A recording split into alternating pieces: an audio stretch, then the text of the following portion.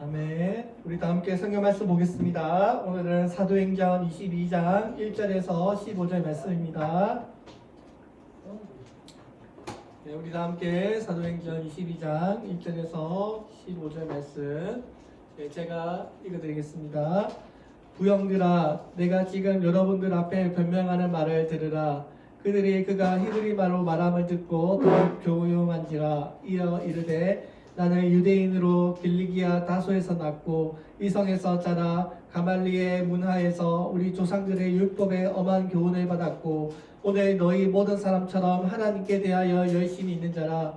내가 이 돌을 박해하여 사람을 죽이기까지 하고 남녀를 결박하여 옥에 넘겼노니 이에 대제사장들과 모든 장로들이 내 증인이라. 또 내가 그들에게서 다메섹 형제들에게 가는 공문을 받아가지고 거기 있는 자들도 결박하여 예루살렘으로 끌어다가 형벌을 받게 하려 가더니 가는 중에 다메섹에 가까이 갔을 때 오전쯤 되어 호련히 하늘로부터 큰 빛이 나를 둘러 비치매 내가 땅에 엎드러져 들으니 소리 있어 이르되 사울아 사울아 네가 왜 나를 박해하느냐 하시거늘 내가 대답하되 주님 누구이시나이까 하니 이르시되 나는 네가 박해하는 나사렛 예수라 하더라. 나와 함께 있는 사람들은 빛은 보면서도 나에게 말씀하시는 이의 소리는 듣지 못하더라.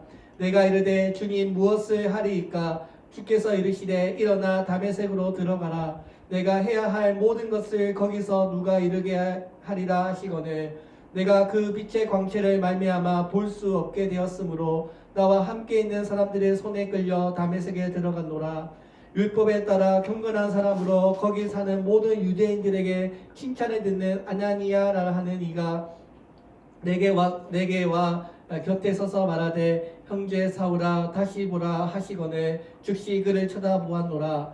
그가 또 이르되 우리 조상들의 하나님이 너를 택하여 너로 하여금 자신의 뜻을 알게 하시며 그 의인을 보게 하시고 그 입에서 나오는 음성을 듣게 하셨으니 내가 그를 위하여 모든 사람 앞에서 내가 보고 들은 것의 증인이 되리라. 아멘. 오늘 우리 이경식 성도님이랑 이경식 성도님 제가 모시고 온다고 조금 늦었습니다. 오늘 비가 많이 와가지고 제가 좀 이렇게 좀 천천히 온다고 좀 늦었습니다. 우리 이경식 성도님 그 땅을 보러 가야 되는데 자꾸 비가 와가지고 오늘 보러 가기로 했는데 다음 주에 또 보러 가도록 하겠습니다. 오늘 우리가 읽은 이 사도행전 본문에 보면 사도 바울이 어떻게 예수님을 믿게 되었는가에 대해서 이야기하고 있습니다. 우리가 이 사도행전 읽어보면 사도 바울이 예수님의 복음을 전파하기 위해서 여러 동네를 돌아다니잖아요. 근데 그 모든 사람들이 다 바울을 좋아했던 것은 아니고요. 바울에 대한 좋지 않은 소문들이 많이 퍼져 있다는 것을 우리가 보았습니다. 특히 이 사도 바울이 전했던 복음이 뭐예요? 오직 예수님만으로 구원받는다는 거죠. 할례나 율법이 아니라 오직 예수님의 은혜로만 우리가 구원을 받는다. 그렇게 복음을 전하다 보니까 율법에 능통했던 이 유대인들, 이 바리새파들은 이 바울이 유대교를 배신한 배신자요, 또 유대교를 무너뜨리려고 모세의 율법을 배척하는 그런 민족의 반역자로 이 바울을 모함했던 것입니다. 자, 그래서 이 율법에 열성적이었던 이 유대인들이 분노에 차서 바울을 잡아 죽이려고 했던 것입니다. 자, 그래서 사도 바울이 예루살렘에 가게 되면 이 바울에 대한 좋지 않은 여론들이 많이 있다는 것을 알면서도 그래서 그 교회 많은 초대교회 성도들이 바울에게 예루살렘 가는 것을 만류하고자 했지만 하나님의 뜻을 전파하기 위해서 예루살렘으로 가야 한다는 것을 말했던 것입니다. 자, 그래서 결국 사도 바울이 예루살렘 성전에서 유대인들에게 잡히게 됩니다. 유대인들은 거룩한 성전에서 바울을 죽일 수 없어서 그를 성전 밖으로 끌어냈습니다. 이 과정에서 예루살렘 그 도시 전체가 얼마나 소란스러웠는지 도시에 폭동이 일어나게 되었다는 소문이 나게 되었고요. 그 소식이 로마 그 군대 천부장에게 보고가 되었던 것입니다.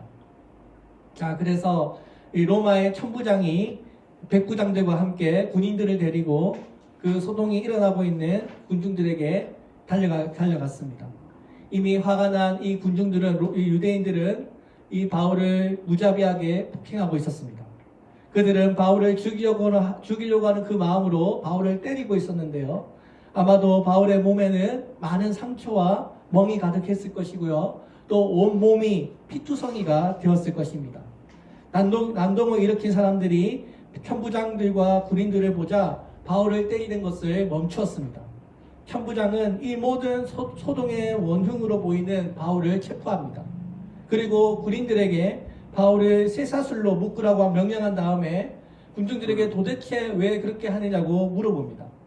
유대교에서 배우고 자란 바울이 하나님을 향한 가진 그 열심으로 기독교인들을 핍박하고 죽이기까지 했습니다.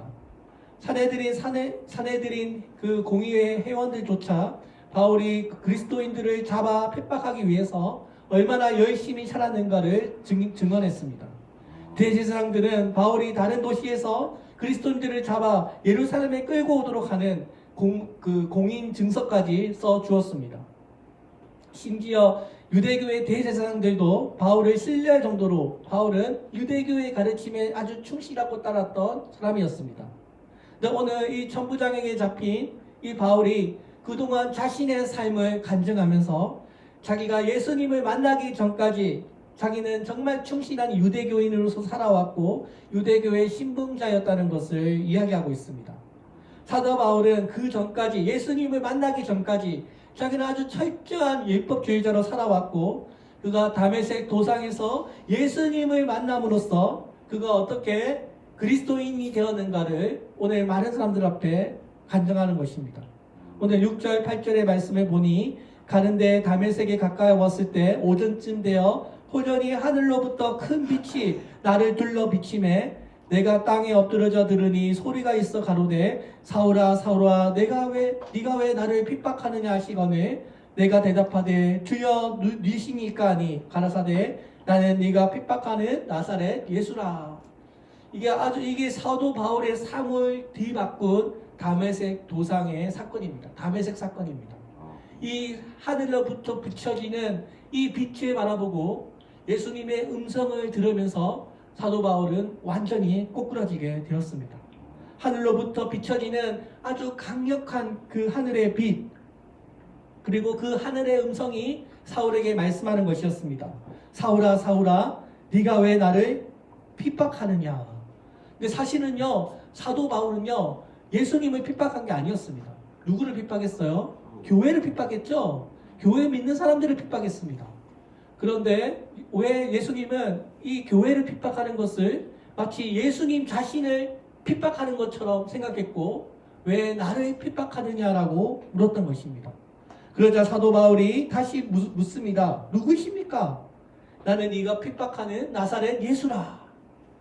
오늘 이곳에 여러 유대인들이 같이 있었는데 같은 공간, 같은 시간에 여러 명이 같이 있었지만 오직 바울만 눈이 멀었고요. 주변에 많은 사람들이 있었어도 이 하늘의 음성은 오직 바울만 들을 수 있었던 것입니다.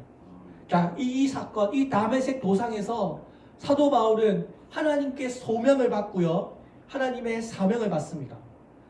그리고 그동안 내가 살아왔던 내 인생이 잘못된 것이었구나. 내가 잘못된 것을 믿어왔구나.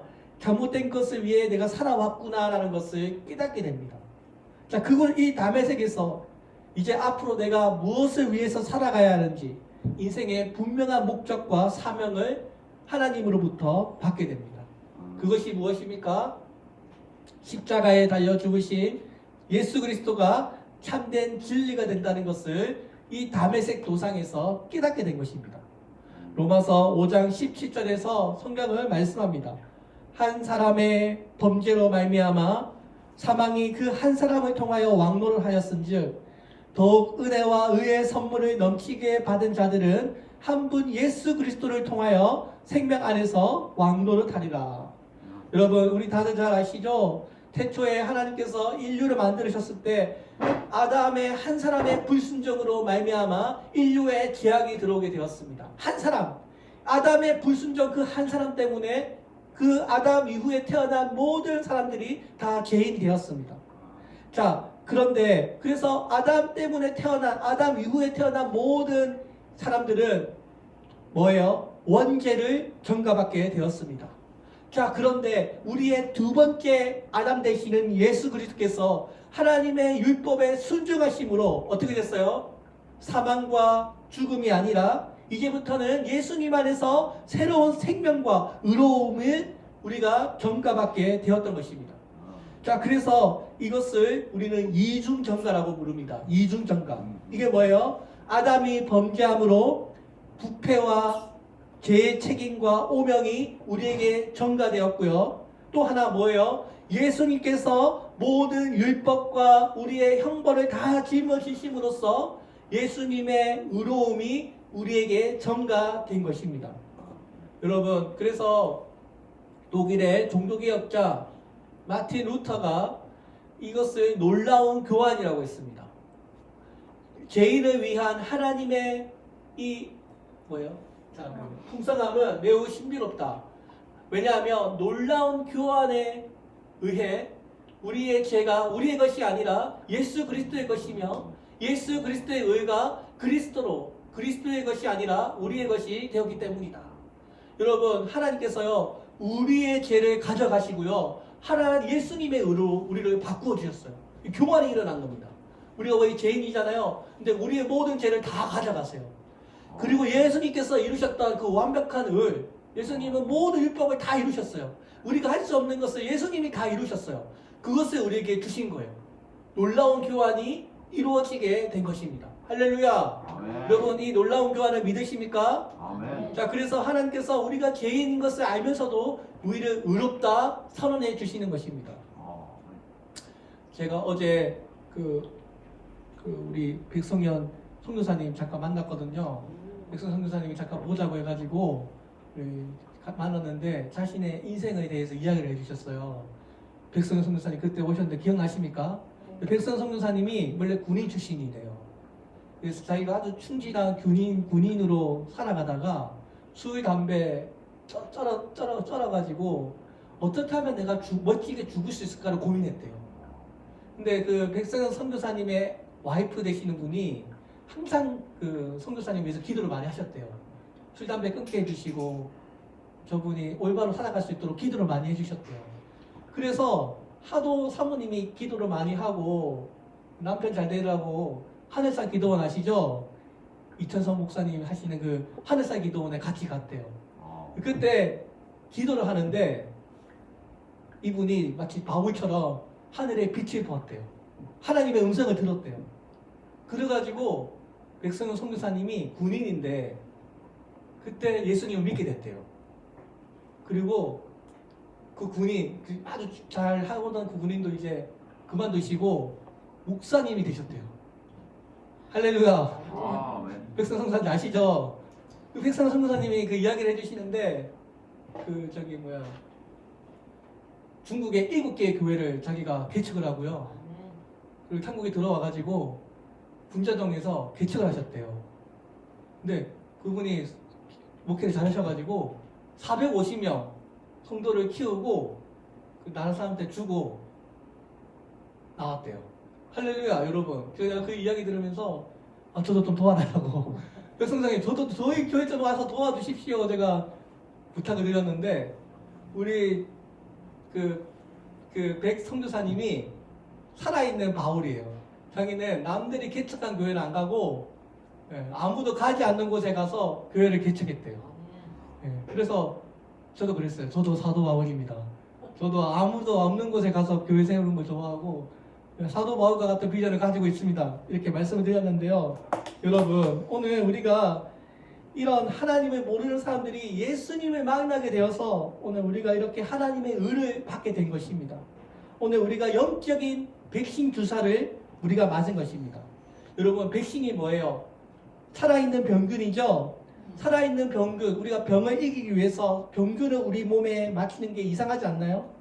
여러분, 사실은요, 우리가 날마다 먹는 요구르트도 유산균도 뭐예요? 병균을 먹는 것입니다. 우리 몸에 좋은 병균을 먹는 것입니다.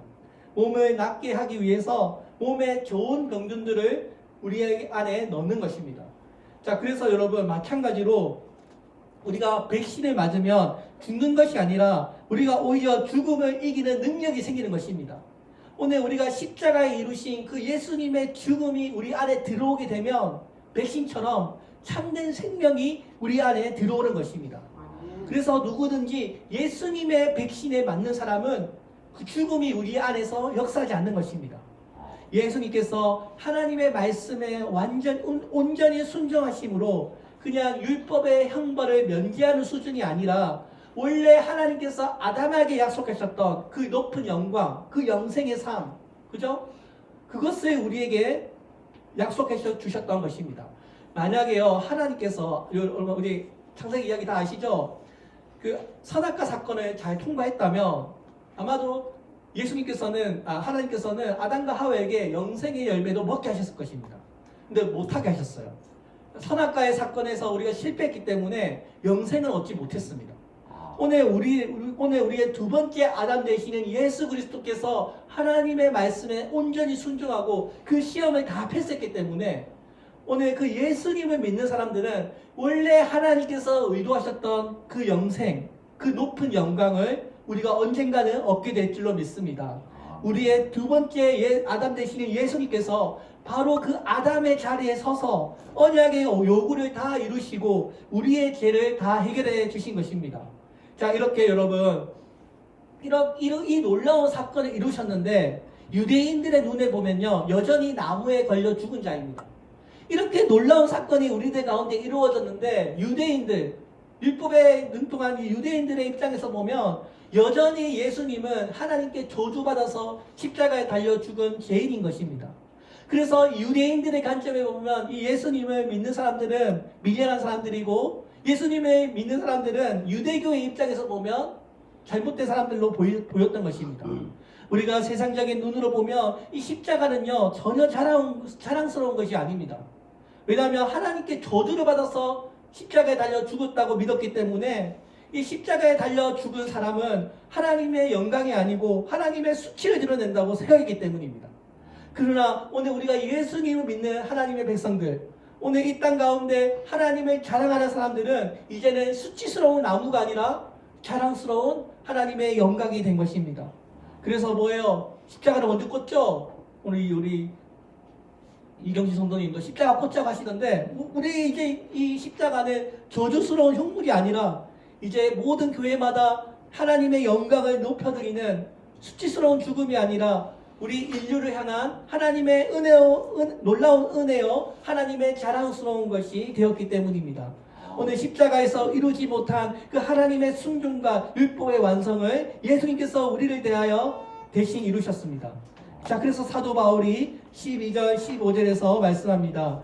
율법에 의하여 경건한 사람으로 거기 사는 모든 유대인들에게 칭찬듣는 아나니아라 하는 이가 내게와 곁에 서서 말하되 형제 사울아 다시 보라 하거늘 즉시 그를 쳐다보았노라.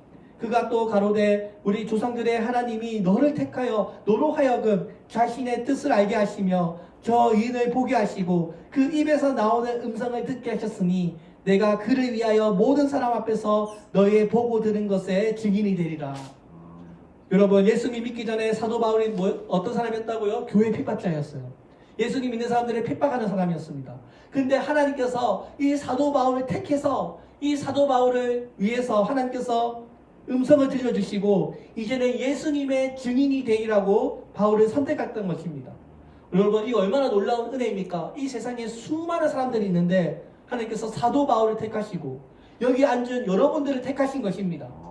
이 세상에 수많은 영혼들이 있는데 하나님은 여러분들을 너무 사랑하셔서 여러분들을 하나님의 자녀 되게 하셨습니다.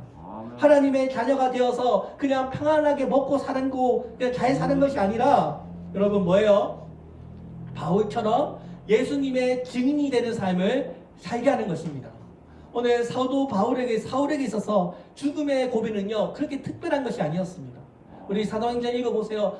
돌에 맞고 막 핍박당하고 여러 번 죽을 고비를 넘겼지만 사도 바울은 그것에 대해서 개의치 않습니다. 여러 번 하나님께 죽을 뻔했지만 이것을 하나님의 특별한 섭리와 은혜로 여겼고요. 하나님의 은혜로 그 모든 고난의 고비들을 다 넘겼습니다. 바울이 이처럼 많은 고난을 겪으면서도 그가 죽지 않고 살았던 이유가 무엇입니까? 사도 바울에게 이루어야 할 사명이 남아있기 때문입니다. 여러분, 세상의 건전지는 쓰면 쓸수록 낡고 고철이 되어가지만 오늘 이 하나님의 사람들은요, 하나님의 은혜가 흘러가면서 하나님의 은혜의 그런 선순환의 법칙으로 우리는 날마다 새로운 사람이 되고요, 날마다 더 지혜롭고 더 능력있고 더 인격적으로 새롭게 변화되는 삶을 살게 될 줄로 우리가 믿습니다. 저는 이것을 은혜의 선순환이라고 부릅니다. 이 하나님께 받은 은혜가 그냥 여기서 썩어 없어지는 것이 아니고요, 우리로 하여금 날마다 새롭게 해주시고 또 이 은혜가 다른 사람에게 흘러가서 또 더 좋은 의를 이루는 것입니다. 오늘 하나님의 은혜는 날마다 우리의 필요를 채워주시고 우리를 새롭게 해주시는 은혜인 것입니다. 요즘에 신문을 보면 얼마나 불행한 일들이 우리 주변에 많이 일어납니까? 어떤 아이들은 공부를 잘 시켜서 대학까지 보내놓았더니 여름에 놀러 갔다가 물에 빠져 죽습니다. 교통사고로 죽습니다. 또 어떤 사람들은 잘 자라다가 병에 들려서 죽습니다. 어쩌면 여러분, 우리들 삶 가운데서도 이런 어려움들을 만날 때도 있습니다. 그런데 하나님께서는 특별히 하나님의 사명을 잘 감당하는 사람들에게는 축복을 주시되 끝까지 이들을 지켜주시고 이들의 자손이 잘 될 수 있도록 역사하시며 도와주시는 것입니다. 여러분, 믿으십니까? 오늘 하나님의 사명을 잘 감당하는 사람에게는 하나님께서 반드시 축복을 주십니다. 우리 최영순 지사님, 우리 딸이, 여러분, 최영순 지사님 볼 때는 평범하잖아요? 아니에요. 저분은 아주 스토리가 많으시고 자녀들이 의학 박사입니다, 여러분. 할렐루야. 최영순 지사님이 교회 잘 섬겨가지고 자식들이 다 잘 됐어요. 제가 부러워 죽겠습니다. 왜 그런 복을 받게 되냐고 물어보니까 하나님 잘 섬겨가지고 전도사님도 많이 도와주셨대요. 최영순 지사님 그 자녀가 저기 성균관대학교 의학 박사 받고요, 제약회사 찾아가지고 지금 신실하게 잘 살아가고 계신데, 여러분, 하나님을 잘 섬기는 사람들에게는 이런 축복을 준다는 것입니다. 회사가 잘 되게 역사해 주신다는 것입니다. 오늘 하나님이 주신 모든 것에는 여러분, 그에 따르는 사명과 의무가 있습니다. 우리에게 주시는 물질도 그렇습니다. 하나님께서 우리에게 물질을 왜 주실까요? 그냥 우리 잘 먹고 잘 살라고? 아닙니다. 우리가 잘 먹고 잘 사는 것도 있지만 하나님께서 우리에게 주신 사명과 의무를 포함하고 있습니다. 하나님은 각자에게, 여러분, 우리 각자에게 주님께서 뜻하신 그릇으로 우리를 선택하셨고 또 각자의 사명을 우리에게 주셨습니다. 어떤 사람은 전도하고, 어떤 사람은 말씀을 가르치고, 어떤 사람은 봉사하고, 또 찬양하고, 이런 각자의 사명을 우리가 가지고 있는 것입니다. 우리 각자가 다 하나님께 받은 사명이 있고 또 우리에게 이렇게 교회로 묶어주신 교회로서의 사명이 우리에게 있다는 것입니다. 우리 여러분, 자, 그래서요, 우리의 사정과 형편이 그렇게 여의치 않아도요, 우리는 영혼을 구원하는 일에 최선을 다해야 합니다.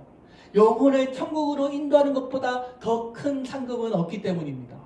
여러분, 우리가 하나님께 은혜를 받았으면 우리가 받은 이 은혜를 더 많은 사람들에게 나눌 수 있도록 우리가 힘을 써야 진짜 은혜 받은 것입니다. 여러분, 그렇지 않습니까? 나만 은혜 받은 것으로 끝나는 것이 아니라 진짜 은혜를 받았으면요, 그 은혜를 나누어야 하는 것입니다. 교회에게 주어진 사명을 우리가 귀하게 여겨야 합니다. 우리 이 도시 선교교회, 하나님은 교회를 사랑하십니다. 교회를 핍박하는 것을 예수님이 핍박받는 것으로 여길 만큼 예수님은 이 핏값으로 사신 교회를 사랑하십니다. 자, 그래서 이 땅 가운데 하나님께서 유일하게 하나님의 집, 이 교회를 남기셔서 이 교회를 통하여 지금까지도 하나님의 구원 역사를 이루고 계신 것입니다. 오늘 주님이 눈과 주님의 마음이 이 교회를 향하고 있기 때문에 이 교회가 소중한 것입니다. 그래서 여러분, 우리는 교회를 위해서 기도해야 합니다. 교회 안에 많은 문제가 있지만 그래도 여전히 하나님은 교회를 사랑하십니다. 하나님께서 허물 많은 이 성도들을 모아주시고 여러 가지 환경적으로 열악한 환경에 있지만 그래도 하나님은 교회를 품고 사랑하십니다. 여러분, 교회는 건물이 아닙니다. 교회는 사람입니다. 교회는 공동체입니다. 교회가 건물이 중요하다면 예수님은 목수였기 때문에 교회를 건물을 얼마든지 잘 지을 수 있었을 것입니다. 근데 예수님은 교회 건물을 짓지 않으셨습니다. 대신에 예수님은 사람, 제자들을 교회로 세우셨습니다. 오늘 여러분 불신자들한테 예수님 믿으세요 라고 전한다면 저 사람 어리석고 미련한 사람이라는 소리가 할 것입니다. 그러나 그 어리석고 미련한 소식이라도 전하는 것이 여러분 하나님의 기쁨인 것입니다. 오늘 하나님께서는 그 미련하고 그 짝이 없는 그런 소리를 통해서 믿는 자들을 구원하기를 기뻐한다고 했습니다. 오늘 사랑하는 여러분, 우리가 하나님의 사명을 잘 감당해야 하는데 이 사명을 잘 하다 보면 하나님이 새로운 길을 열어주실 줄로 믿습니다. 오늘 우리가 하나님 앞에서 우리의 몸과 마음과 물질과 정성을 다해서 충성, 봉사, 헌신하면 하나님의 문을 열어주실 줄로 믿습니다. 물질의 축복을 받게 될 줄로 믿습니다. 여러분, 제가 그래서요 여러분, 오늘 우리가 살아가는데 물질을 받을 때요, 이 물질을 소비하는 두 가지의 동기가 있습니다. 첫 번째는 우리가 기본적인 필요를 위해서 쓰는 것입니다. 우리가 소위 말하는 꼭 나가야 되는 돈, 생활비. 우리가 생활비 위해서 돈을 사용하고요. 또 두 번째는 사치스러운 욕망을 위해 쓰는 것입니다. 근데 이 사치라는 것은요, 사실은 안 써도 되는 것입니다. 꼭 안 써도 되는데 우리가 사용합니다. 맞죠, 여러분? 자, 여러분, 우리 대한민국의 평균 소득이 얼마 되는지 아십니까? 제가 인터넷에 20만 원. 찾아봤는데요. 여러분, 우리 대한민국 평균 소득, 우리가 소위 말하는 중산층의 소득이 연봉 5천만 원이라고 합니다. 그럼 여기서 우리 왜 이런 거 보험 같은 거 빼고 연금 빼고 이런 기본적인 거를 빼면 대략 한 300만 원 정도 됩니다. 우리 대한민국 평균 소득이 300만 원 정도 됩니다. 자, 그런데 여러분, 우리 청년들 2030 세대들 260만 원 정도 벌면 대한민국 평균입니다. 여러분들 가운데 내가 이 정도 벌고 있으면 대한민국 평균인 것입니다. 자, 그런데 여기보다 조금 더 벌고 있다. 그러면 여러분 굉장히 많이 벌고 계신 것입니다. 여러분, 요즘 경기가 많이 어렵죠? 굉장히 많이 어렵습니다. 여러분 생각해 보세요. 내가 지금 이 정도 벌고 있으면 여러분 잘 벌고 있는 거예요. 내가 지금 이 정도 한 250만 원, 한 300만 원 벌고 있으면 대한민국 평균이고요. 사실은 평균보다 더 잘 벌고 있는 것입니다. 요즘 경기가 여러분 얼마나 어렵습니까? 그런데 여러분, 우리 대한민국 OECD 국가들 중에서요, 노인 빈곤율이요 43% 된다고 합니다. 조금 더 우리가 나중에 나이가 들면요 절반 이상은 다 가난해지는 것입니다. 우리들이 나중에 나이가 들면요, 우리 대한민국 절반 되는 사람들이요 기본 생활에 안 될 만큼 가난한 자가 된다는 것입니다. 여러분 믿으십니까? OECD 국가 중에 제일 높아요. 43%, 거의 절반에 도달합니다. 여러분, 제가 왜 이 말을 듣는냐면, 여러분, 자, 그래서 여러분, 우리가 하나님 앞에 열심히 물질을 바치고 또 내가 열심히 경제생활에서 우리가 월급을 받으면요, 그 월급을 많든 적든 간에 그 월급을 차곡차곡 잘 저축하고요, 돈 많이 번다고 해서 많이 쓰지 마시고 그 생활비를 적정 수준에서 잘 유지해야 합니다. 여러분 생각해 보세요. 어차피 인생은요, 뭘 해도 후회합니다.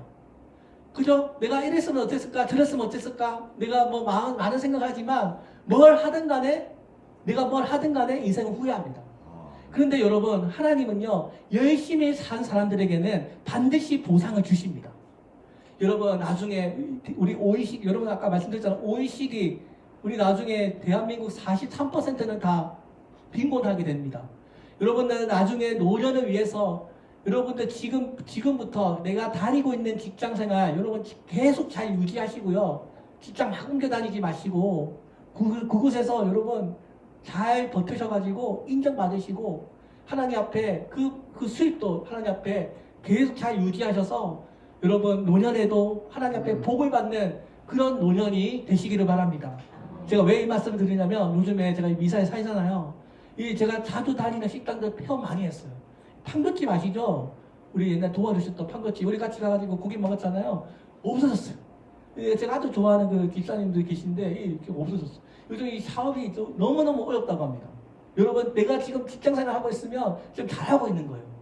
여러분, 내가 지금 200만 원 벌고 있습니다. 목사님, 저거 250밖에 못 벌어요. 잘 벌고 있는 거. 대한민국 평균이라니까요, 여러분.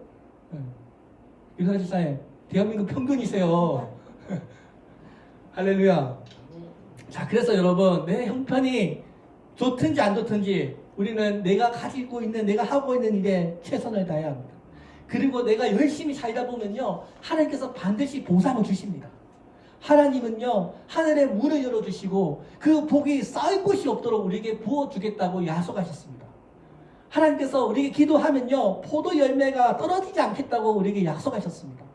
그리고 하나님이요, 한번 축복하겠다고 마음 먹으시면요, 계속해서 은총을 베풀어 주십니다. 여러분 믿으십니까? 그 자녀들이 잘 자라서 훌륭하게 성장할 수 있도록 하나님께서 돌보아 주십니다. 여러분, 오늘 제가 개척교회 하잖아요. 정말 아무것도 없이 시작했습니다. 보여드릴게요. 이 처음에 우리 신장동 그때 우리 최현수 집사님 보여드렸잖아요. 그 건물 여러분 지금이랑 똑같죠? 책상 걸상 다 그대로 가져왔어요. 아무것도 없이 시작했어요. 책만 읽고 우리 도시 성교교회 2019년도에 이렇게 시작했는데요. 아무것도 없이 시작했습니다. 처음에 성찬식 했던데요. 지금이랑 크게 다른 거 없죠? 저 아직도 에어컨 저거 그대로 가지고 있고요. PPT 쓰던 거 그대로 저기 다 가져와서 지금까지 예배드리고 있습니다. 제가 이 처음에 개척교회 한다고 했을 때요, 저희 같이 있던 목사님이 저보고 미쳤다고 했습니다. 명 목사 무슨 개척교회 하냐고, 저보고 미쳤다고 했거든요. 곧 망할 거라고 했거든요. 문 닫을 거라 했거든요. 근데 아직까지 살아있어요. 할렐루야. 아직까지 살아있어요, 여러분. 저희 여기 미사역에 왔을 때요, 교인이 6명이었습니다. 6명이었죠? 근데 이것도 반 못 채워가지고 걱정 많이 했습니다. 여러분 생각해보세요. 6명 데리고 100만 원짜리 교회 하는 거요, 여러분 쉽지 않습니다. 근데 지금까지 어떻게 하고 있어요. 하나님 은혜로. 네. 자, 그래서 여러분, 하나님께서 우리에게 사명을 주셨기 때문에 우리가 포기하지 않는 것입니다. 여러분, 나아만 장군이 요단강에서 7번 목욕하라는 그 선지자의 말에 순종했기 때문에 병고침을 받은 것입니다. 사브락 가부가 마지막 양식을 바치라고 하는 그 엘리야 선지자의 말에 순종했기 때문에 양식이 떨어지지 않는 복을 받게 된 것입니다. 초대교회 성도들은 어디에 있든지, 집에 있든지, 성전에 있든지 교회로서의 그 사명에 감당했기 때문에 지금까지도 초대교회 하면 좋은 교회라고 우리들에게 인식되고 있는 것입니다. 여러분, 그래서요, 여러분, 오늘 우리가 이 하나님 앞에 신앙으로 우리가 연합되어 있고 또 서로 아낌없이 나누는 이런 초대교회 같은 권력 앞에 들어가지 않는 그런 마음으로 복음을 전했던 초대교회 같은 이 교회를 이 땅에 세우는 것이 우리 교회의 목적인 줄로 믿습니다. 하나님의 축복은요, 항상 사명과 함께 예비되어 있습니다. 그리고 하나님께서 이 땅에 해야 할 사명이 있는 자들을 하나님은 그냥 내버려 두지 않습니다. 여러분, 왜 우리가 이곳에 살고 있습니까? 하나님께서 왜 우리에게 아직까지 우리의 생명을 연장시켜 놓은 것 같습니까? 우리에게 사명이 있기 때문입니다. 우리 이은석 권사님 사고 났는데 왜 하나님께서 지켜주셨겠어요? 도시 성교교회 해야 일이 있기 때문에 그런 거 아니겠어요? 아멘. 아닙니까? 아멘. 맞죠, 여러분? 아멘. 팔다리 부러져야 되잖아요. 왜 하나님께서 지켜주셨겠어요? 사명이 있기 때문에 있는 거 아니겠습니까? 아멘. 네. 그리고 우리 그래가 최현수 집사님도 만나고 저 너무 감사해요. 제2의 윤석이 권사님 되실 것 같아요. 네, 너무 감사합니다. 네, 여러분, 우리가 왜 살고 있겠습니까? 우리에게 사명이 있기 때문에 이 사명을 잘 감당하라고 우리에게 생명을 주시는 것입니다. 그리고 우리들에게 믿는 이 복음은요, 우리들이 믿고 있는 이 복음은요, 절대 우리의 것이 되어서는 안 됩니다. 여러분, 이 복음은요, 철저하게 불신자의 것이 되어야 합니다. 왜요? 전하기 위해서. 여러분, 이 복음은요, 듣든지 안 듣든지 믿든지 안 믿든지 전해야 합니다. 제가 말씀드렸잖아요. 우리 여기 도시성교교회 여기 교회 앞에 사거리 있거든요. 거기 핏기 들고 이렇게 전도하는데 전종기 지사님 만났어요. 다 무시하고 지나가는데 전종기 지사님 저 말 걸어가지고 전도한 겁니다. 다 바보라고 생각하는데 그냥 한 거예요. 그렇게 전했기 때문에 하나님께서 그래도 우리 교인들 만나게 해주신 것입니다. 오늘 여러분 우리 도시성교교회의 사명이 무엇이냐? 바로 이 복음을 전하라고 하는 파수꾼의 사명을 받은 것입니다. 파수꾼은 뭐 하는 사람인가요? 예루살렘 성곽에 서서 적들이 쳐들어오면 나팔을 부르는 일을 합니다. 그죠? 사람들을 깨우는 일을 하는 것입니다. 그런데 지금 적들이 쳐들어오고 있는데 나팔도 불지 않고 그냥 누워서 자고 있는 그 사람은 좋은 파수꾼이 아닙니다. 우리 교회도 마찬가지입니다. 하나님께서 모든 교회에게 파수꾼의 사명, 복음을 널리 전하고 사람들을 깨우고 이 교회의 진지를 잘 보존하라고 하는 파수꾼의 사명을 우리에게 주셨는데 우리가 복음을 전하지 않고 하나님의 이런 명령에 우리가 무관심하고 살아간다면 좋은 파수꾼이 아닌 것입니다. 좋은 교회가 아닌 것입니다. 오늘 우리 성도들이, 우리 교회 믿는 사람들이 하나님의 사명을 감당하지 않고 하나님의 사명을 무시하고 살아간다면 마치 주의 이름을 불명예스러운 그런 부끄러움을 가져다 주는 범죄하는 죄인처럼 우리가 살아가는 것입니다.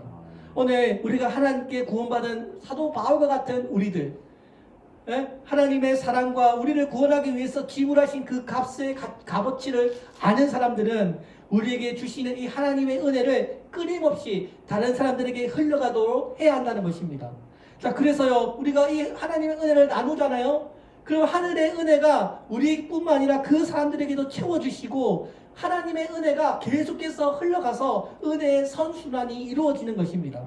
건강이 필요한 사람에게는 건강을 주시고요. 지혜가 필요한 사람에게 지혜를 주시고요. 물질이 필요한 사람에게는 하나님께서 넉넉하게 물질을 채워주시는 것을 우리가 믿습니다. 자, 이렇게 해서 하나님의 사명은 계속해서 은혜가 흐르고 흐르는 선순환적인 은혜인 것입니다.